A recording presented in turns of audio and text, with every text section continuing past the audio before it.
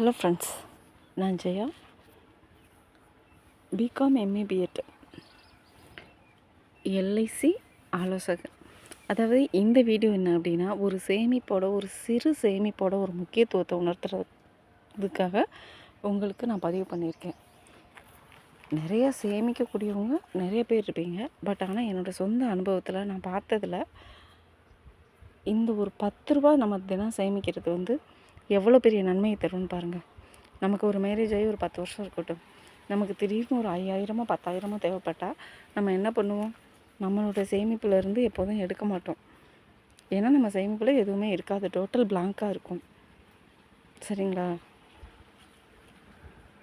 அதனால தான் இது ஒரு சின்ன சேமிப்பு ஐடியா.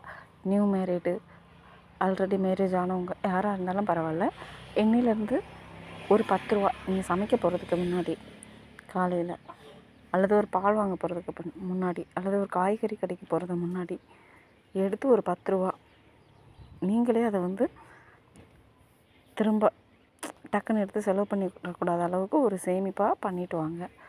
ஏன்னா நம்ம ஒரு ஸ்டேஜ் வந்த பின்னாடியும் நம்ம ஒரு 5க்கும் 10க்கும் அடுத்தவங்களை பார்த்துட்ருக்கோம்னு வச்சுக்கோங்களேன், அது ரொம்ப கொடூரமான விஷயம்.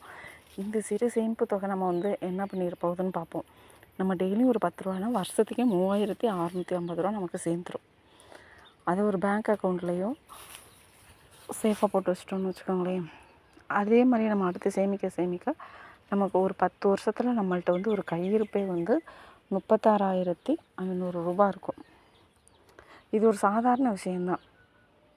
ஆனால் நம்ம இப்போ திடீர்னு ஒரு 5000 ரூபா 10,000 ரூபா தேவைப்படுதுன்னா, பட்டு யாரையாவது ஒருத்தரை டிபெண்ட் பண்ணிகிட்டு இருக்க வேண்டிய சுச்சுவேஷன் இருக்குது. இது கொஞ்சம் கஷ்டமாக தான் இருக்கும் ஃபாலோ பண்ணுறது. ஒரு 1000 ரூபா சேர்ந்ததையும் 2000 ரூபா சேர்ந்ததையும் என்ன பண்ணுவோம்? நம்ம எடுத்து செலவு பண்ணிடுவோம். அப்படி செலவு பண்ணாமல் ஒரு 10 ரூபா தான் செலவு ஆயிடுச்சுன்னு நினச்சிட்டு சேர்த்து வச்சு பாருங்கள். இதோட பெனிஃபிட் உங்களுக்கு நல்லா தெரியும். நமக்கே எப்படி நம்ம ஏதோ ஒரு அவசரமாக நம்மள்ட்ட காசு இருக்குது, நம்ம அதை வச்சு முன்னேறலான்ற ஒரு நம்பிக்கை வரும்.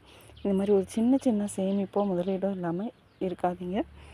நிறைய சேமிச்சிருப்போம், நகையாக சேமிச்சிருப்பீங்க, ஆடு மாடு நிற்கும். பட் அதை விற்றுட்டெல்லாம் செலவு பண்ண முடியாத ஒரு சிச்சுவேஷன். உங்களுக்கு கை செலவுக்குன்னு ஒரு தனி பணம் வேணும்ல, அதுக்காக தான் இந்த சின்ன பிளான்.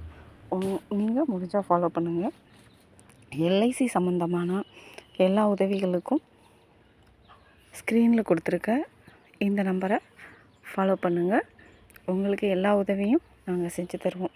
தேங்க்யூ.